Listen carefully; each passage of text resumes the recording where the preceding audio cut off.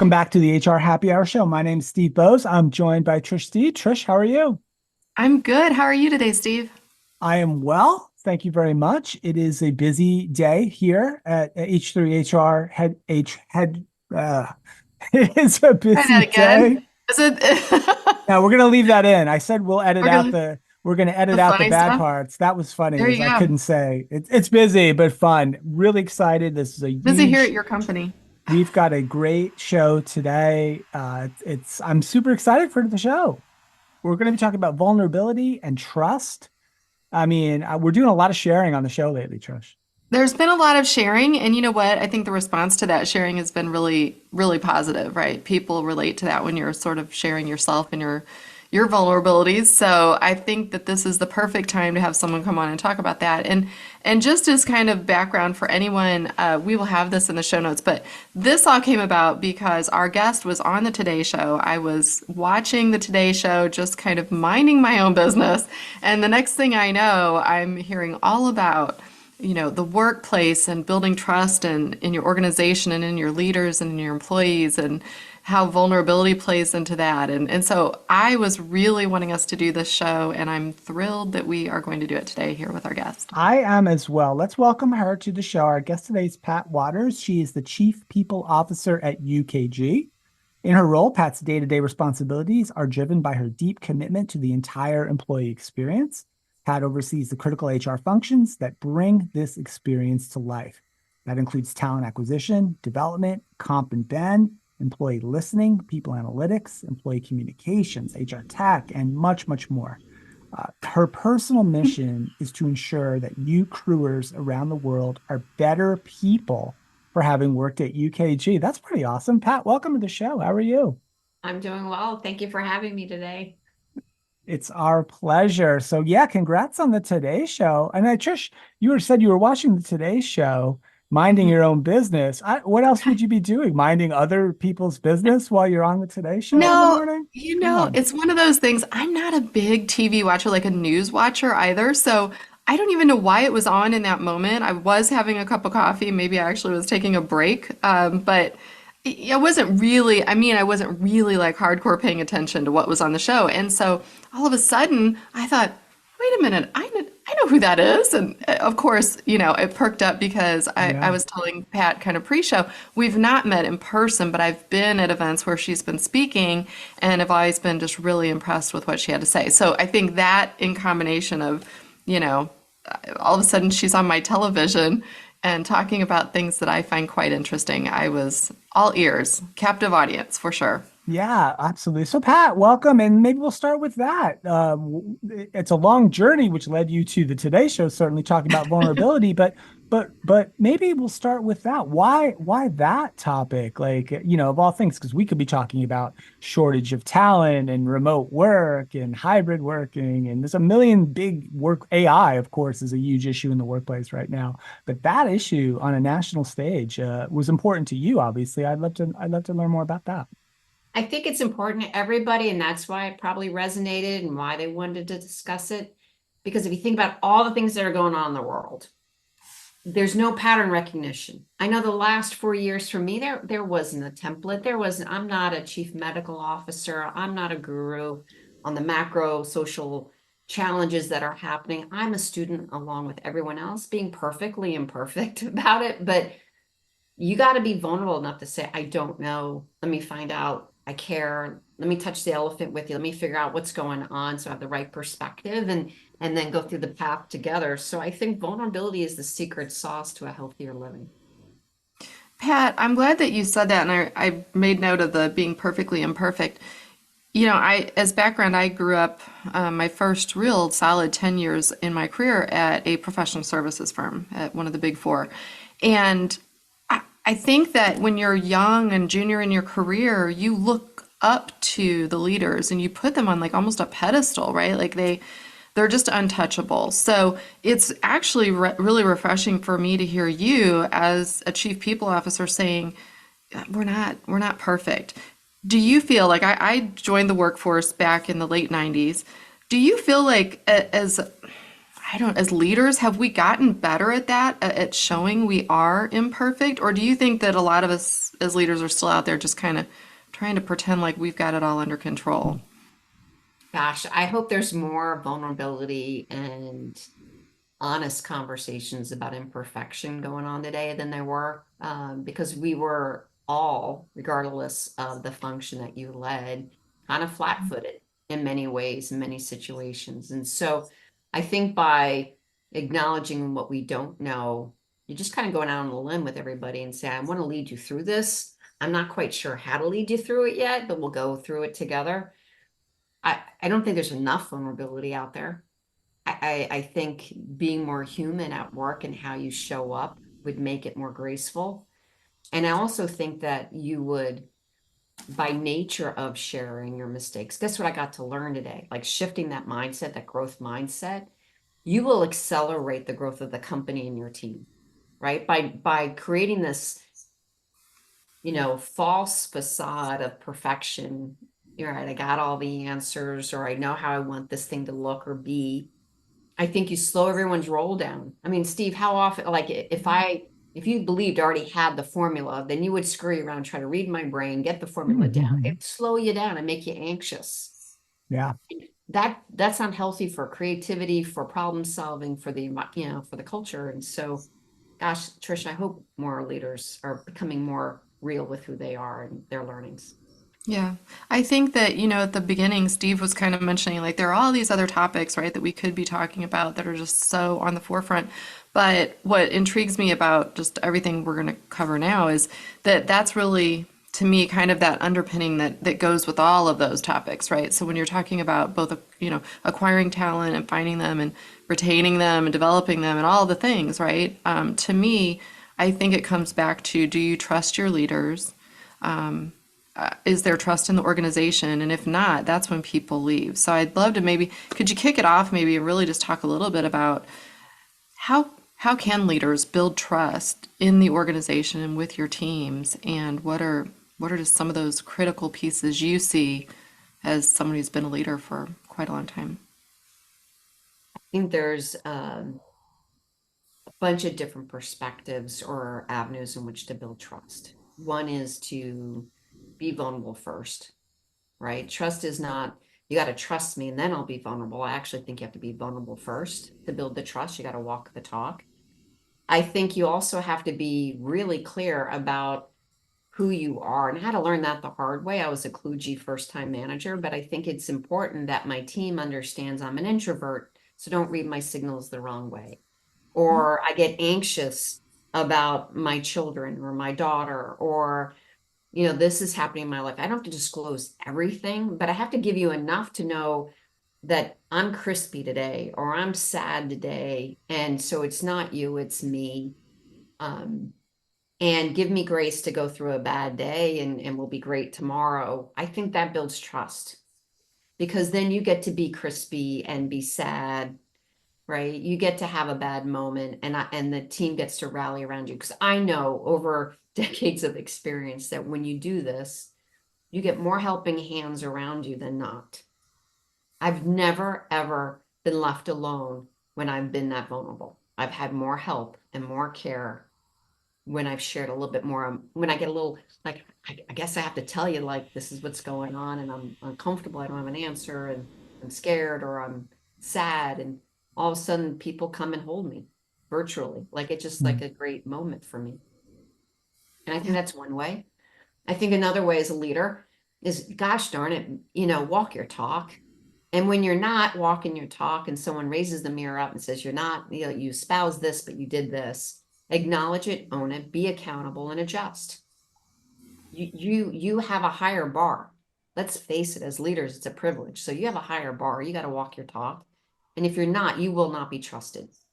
Whether they tell you or not, you will not be trusted. The other thing is, how well do you communicate?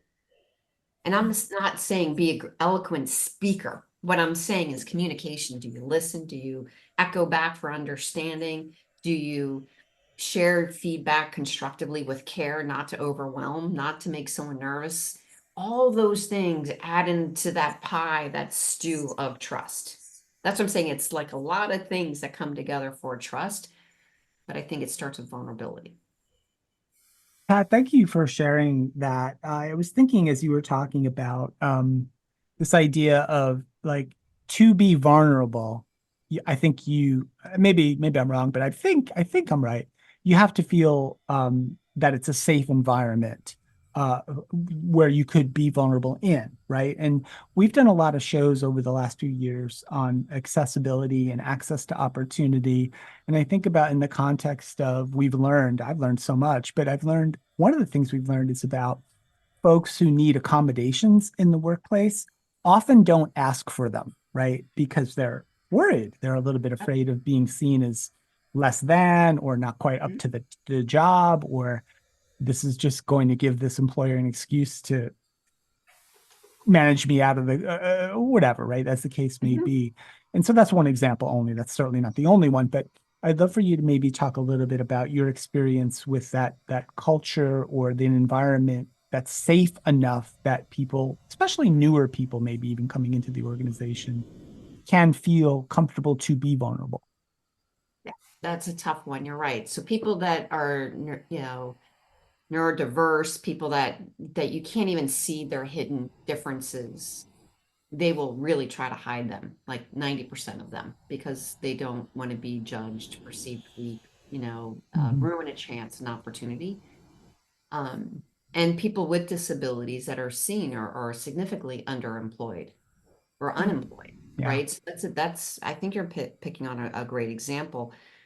So I am neurodiverse. I'm dyslexic. Mm. I hid it for probably the first 15 years. Even my family told me to hide it because if I wanted to do this work and if I wanted to do compensation, like my dyslexia is like a stutter. So when I get anxious, I transpose letters and numbers.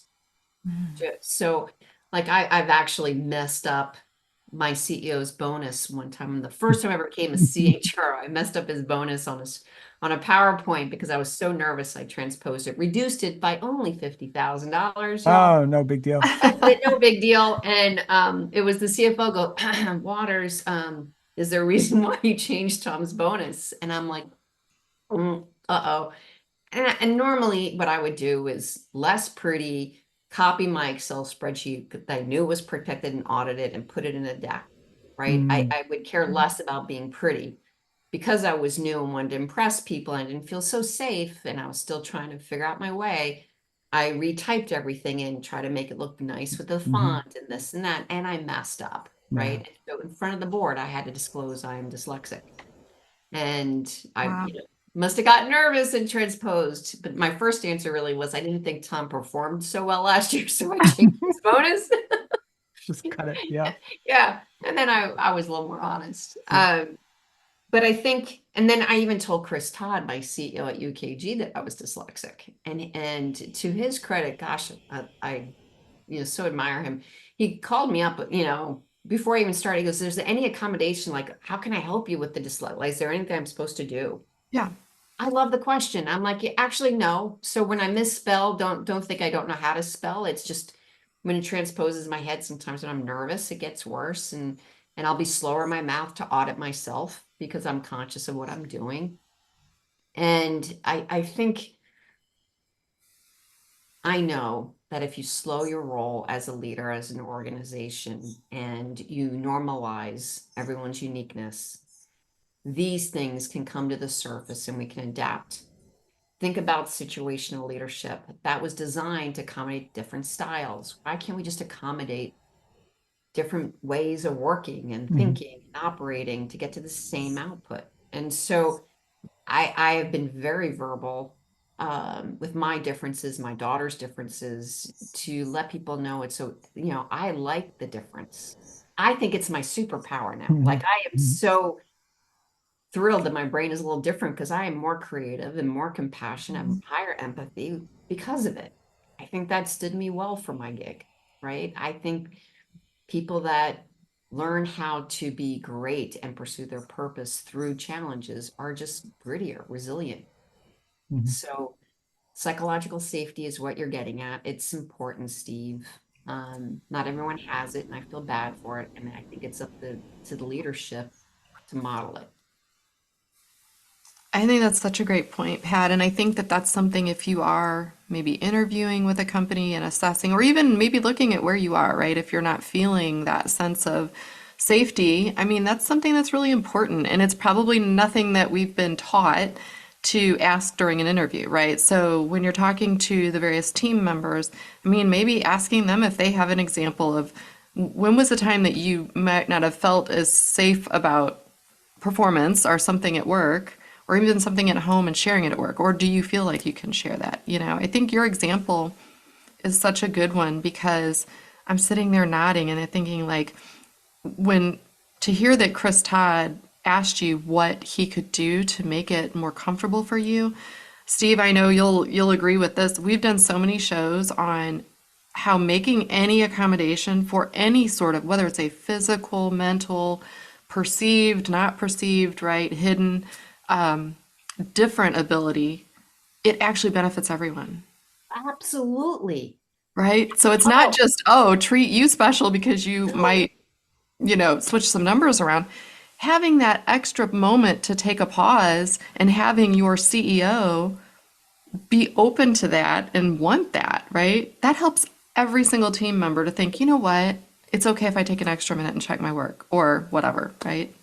The analogy I used a couple of years back, I was working at ServiceNow and I was talking about this and I'm like, look, being different makes us all stronger, makes us smarter. And if you think about ADA and the accommodations in the ramp, when that became a law for access, businesses grumbled. They're like, oh, it's expensive, it's this, that, and the other thing. What they did not anticipate was the parents with the stroller with the baby, the biker that takes his bike or her Mhm. bike up into the ramp, the person that just got their knee replaced, needing to like shuffle up to the door and do it with safety.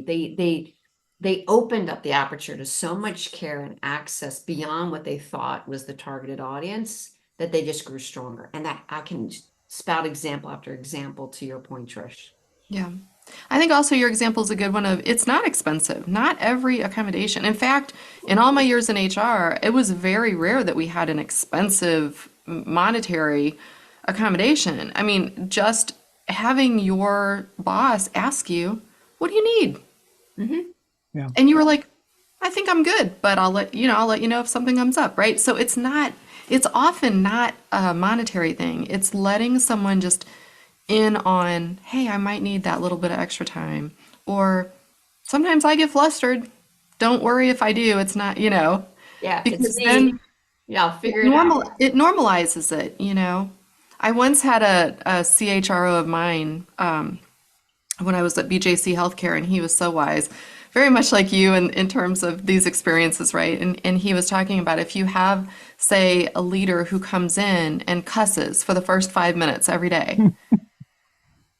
and if no one says anything to that person, it becomes like, well, that's just him or her, right? Like that's just what they do. And like it doesn't like negatively impact every single person if that's just, well, they've got to come in and like do that thing. Not that that's a right thing to do, but in other words, like whatever your thing is, if you think it's so bizarre or just not going to be understood, it's probably not the case. I actually wrote down where you said, it's not you, it's me. And that goes for any relationship, right? We are all solely focused on ourselves. Really. It it really is about it's us. It's not you, it is me, right? So we don't remember that though sometimes when we're thinking about how others perceive us. So what do you think, and we've talked about trust, but what or are there things more specifically that if you feel like you're a leader in a company where you don't have that level of psychological safety, are there some tips of like what could that leader maybe start doing to encourage that type of a shift in their, or is that possible? Is it possible to introduce that into an organization that's established? Yes, absolutely. Every time you hire a new leader, they're going to have to establish psychological safety. Every time I ramp up, I'm this odd thing, a threatening thing.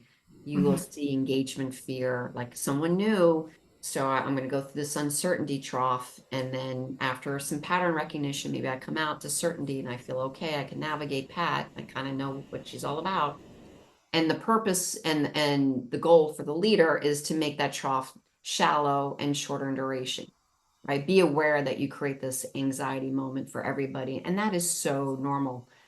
And so what you do to create safety is like, look, I'm going to ramp up. I'm going to learn. I'm going to make mistakes. I'm going to make assumptions that are wrong. I'm going to tell you right now, I'm going to be wrong. Your job is to politely nudge me and tell me when I'm wrong. So here's how I like my feedback. I don't like it in a big group and I'm really screwing up. I like you to teams me really quick, go Waters, like step that back and or raise your hand. So let me add a finer point to what Pat's saying. And course correct me in the moment if it's going to have an undue impact on the org. But here's how I like to have feedback. Here's how I want to be corrected. And if I'm doing something right, can you please tell me so I keep doing that thing? Because I am trying to be my best self. So I want both the positive and the constructive along the way so I can course correct. Then I turn around and go, how do you like to get feedback, Trish? And what's your goal? Like, do you want to be a CHRO? Do you want to be a head basket weaver? Do you want to be a pottery maker, Steve? So my feedback will be on point. I won't give Steve basket weaving tips because he wants to be a pottery guy. Yeah. So I'm gonna make sure I am indexing on my team. And then I give them permission to give me feedback throughout the way, and I definitely do it during the reviews, right? If I'm going through, I'm like, what could I have done to make you better at your craft, more confident? Am I showing care and appreciation? My black box is that I don't celebrate enough. I am like, I do the checklist. It's in my head. I'm an introvert. So I don't celebrate enough. I know I don't. I ask people to help me, but if I'm not appreciating you, please tell me because what you do matters and here's why it matters. And I take time to tell you exactly what you do and why I think you're so amazing. And they give me feedback. I just like you to, not only me, but my team. Can you like, we're kind of hidden over here. We do the dailies. You recognize all the big programs, but about me, like, it's like you never celebrate payroll. You just get your paycheck. Well, I think I should celebrate payroll more. So, what can I do? So Right. I think every leader has an opportunity to build that safety.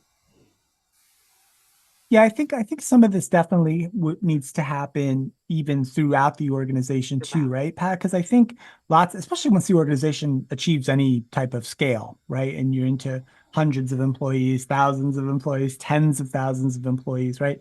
Whereas we know that so much of the environment and the culture is modeled and lived, right, by the senior leadership team and those folks who people are all watching most employees day to day, right, is with their frontline manager or first level manager, right? Or maybe or whoever that person may be. And there's certainly opportunities there, right, to help those people who have really, really tough jobs, I think, to also sort of help them and support them and give them the tools that they need to create the environment that we'd all like to be in as well. Pat, the last thing for me would be, are there any kinds of specific things you've either seen in your career or just you think about, hey, these are the kinds of tools we can equip those managers, right, to be more empathetic, to be a little bit more vulnerable themselves and encourage their folks as well. Lots and lots. You're right. They're on the front line. And so they get someone in front of them they're modeling after. And some of those people that they're following may not have all the right skills either. So you might Yeah. be what I call chasing the wrong rabbit. I'm like, Mm, don't chase that behavior. That might be the wrong behavior. Let's like open up your opportunities and your skill set. And so what I've learned over time is to teach the frontline leader to call it what it is, like to break things down in very pragmatic terms, not fancy stuff. So your teams need to have career conversation. Every one of your direct reports, you need to know where their compass is. You need to understand their values and their motivators so you know if you're in conflict. mm, So have an intentional meeting. So if you have one-on-ones, do you have one-on-ones? Yes. What's the purpose of those one-on-ones? Is it for you to do operational stuff or is it for you to take care of your employee? Let's make sure you're taking care of your employee. In that agenda, call it out. Say, this is a career conversation one-on-one. This is a check-in one-on-one, right? This is you giving me feedback, upward feedback one-on-one. Because if you don't, then the employee walks away confused.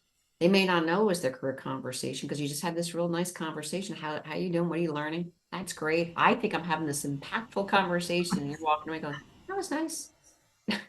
right. And when you call it out, really specific, it changes the tone of the meeting. It's really amazing to watch these frontline managers go, I want that kind of a conversation.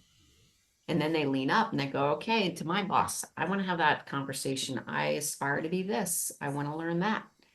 You know, I crafted a spreadsheet, a while back in my career. I called it Goldilocks spreadsheet because I needed a tool, the way my brain works, to allow me to have these conversations with my boss and my team. Mhm. And it was like a simple spreadsheet. It's my values, my motivators, and your values sharpen as we age. Like, when you're going to walk away from a relationship if this value is broken, right? And the motivators can change on a dime. So if your health's at risk, your family's at risk, you're going to pivot. And then you have your superpowers that you're drawn on to use over and over again. People rely on you for, and things you want to learn and experience. And I use that as a tool, as a framework for me to talk up and out and down. Mhm. And I want to teach people how to have these conversations in a very normal way. Mm. That's I love awesome. that example as a tool. One of the things, Pat, I know we didn't plan on making this like a tech show specifically, but obviously you work at UKG. Can you maybe just spend a minute or two and touch on sort of whet the appetite, if you will, of the listeners? What are some of the ways that the software can actually support some of these activities that we're talking about, right? Having the check-ins, having meaningful, impactful check-ins. And I love the idea of like really calling out specifically what you're there to talk about. But how can software help you if you're not using it that way or if you're not thinking of it that way? Oh my gosh, so right now, so now you got me excited. So right now, and I was excited before, there is technology out there that allows you to navigate these conversations. Here's your quarterly check-in, and here's your template on how to have a conversation. And so you can write your notes and get feedback and all that. I mean, you can put that part of your employee experience journey. But what if we unlocked AI and machine learning just another level up? Right? What if it recognized that you and I, Trish, haven't had our one-on-ones consistently, and it nudged me as your manager? Because what I've been doing is canceling our one-on-ones because I so depend on you. You know your craft, but I've been spending more time with Steve because I think he needs me more. Mm. And you're interpreting that as not caring, not respecting you. And so the AI bot can go, hey, Waters, looking at my calendar and looking at our email, our network connection with Trish is weakening. You're spending X amount of time with Steve, but Trish has XYZ, goals in front of her. You can pull my goal sheet for you, and it can give me a template that says, hey, Trish, I realize we haven't had a one-on-one. We're due. Let's schedule one. I'm excited to learn about what you're doing on X, Y, and Z. And if you want more frequent time with me, please ask. So it Mm. prompts me to ask you, are you getting enough of Pat? Are you getting enough guidance from me? And it'll tell me where I'm starting to lose traction. It could help me in recruiting. Gosh, can you imagine if it made me more human just to check in on the process? Like if you were in university and I made you an offer, but I won't see you for 6 months. It tells me you're taking your finals. Here's tips on how to study, and here's your coupon to Domino's Pizza. Like Yeah, that would be really cool. You're like, Pat, remember this? She knows Can my we just pause on that that would one be for a pretty second, cool. Pat? Because I have twins that are in college. Steve has a college student. I mean, I think that that is like, that is something as a leader, and you're just in your day to day. You are not thinking about necessarily what those college kids are going through. And to them, that future job with you is everything. They're hyper fixating on it often, right? So God, what a good suggestion, honestly. Yeah, because then all Yeah. of a sudden I get healthy tips. You know me, you remember me, you care about me. Gosh, I will not talk to any other company because you got me. You That's care. right. And the one thing I would say too, and we can sort of think about some of this is it's the importance of the folks who are building these tools, right? Many of whom we know, Trish, and many work at UKG. Right? Definitely need to be having these kinds of conversations with people leaders and Yeah. leaders, right, as they build and inform those decisions around development, right? Because it's important to make sure, much like we're talking about vulnerability, a little bit about empathy, it's certainly important that the tools that we use, right, to help us are also have that built into their design, to their ethos. It's not even something maybe you can see, but it's something it's there, and people who are building the tools are thinking about them, particularly around these important things around coaching and developing and expressing care and concern and checking in on people meaningfully, right? It's very important to design for these things in mind too. And there's Yeah, nothing holding us back. Trish, think about your anniversary. You have a work anniversary. You've been with me for 3 years. If I may not pay attention. Again, my checklist might be on other things. that's And then right. I have an AI buddy that tells me it's Yeah. Trish's anniversary. It'd be great to, one, celebrate with the team, but two, check in on, like, is this meeting your goals? Right? Like, Right. how are you developing the last three? Let's reflect back on your journey the last 3 years, and where do you want the next 3 years to look like? Mhm. Wow, if someone did that with me, I'd be floored. Yeah. Yeah, because I think we didn't grow up in our careers with that, right?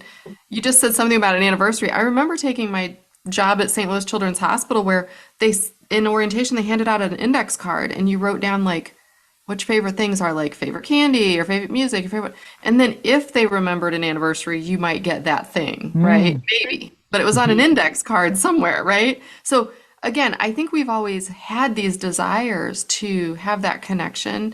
And we probably need a whole separate show with you, Pat, honestly, to go through more of the tech side of it, because I do think that's the other side of the story, right? Is how it enables all these things. But Steve, you and I have these conversations all the time with people where they're so afraid about artificial intelligence or generative AI more specifically, and how that's going to, now we're back to, the robots are taking our jobs again. That conversation's reared its head. But the truth is, what you described, even briefly, is the way that having those nudges through the technology actually empowers you to be more human with your team. Yeah. Yes, So, yes. I'd agree. so yeah, I just feel like I would love for us to continue this conversation and really dig in and maybe some specific examples of how technology can actually move the needle when it comes to that, both getting people in the door and making them feel special, and then continuing that conversation. Mhm. I love this. I could talk to you Great all day, stuff. Pat, honestly. this has been fantastic stuff. Here's a couple things I want to say, and we'll let you go. Of course, we appreciate you taking the time to spend with us today. We'll make sure folks know how to find you, and also we'll link out to the video of the Today Show interview that sort of sparked Yes. this entire conversation. We'll put that in the show notes as well. It's really worth a watch. So Pat Wadors, UKG, thank you so much for spending a little bit of time with us. As Trish said, let's hope to get you back on the show in the near future, and we'll talk some more about this stuff. But thank you so much for spending some time with us today. Thank you. This was fun. Thank you so much. Awesome. Great stuff. So Trish, great stuff. Thank you for leading the charge to get this show set up. I appreciate that. Just Fantastic. me having some coffee, Yeah, absolutely. minding my own business. Let's remind everybody, catch all the show archives at hrhappyhour.net. Subscribe to the show wherever you get your podcasts. And thanks so much for listening. For our guest, Pat Wadors, for Trish Steed, my name is Steve Bowes. Thank you so much for listening. We will see you next time, and bye for now.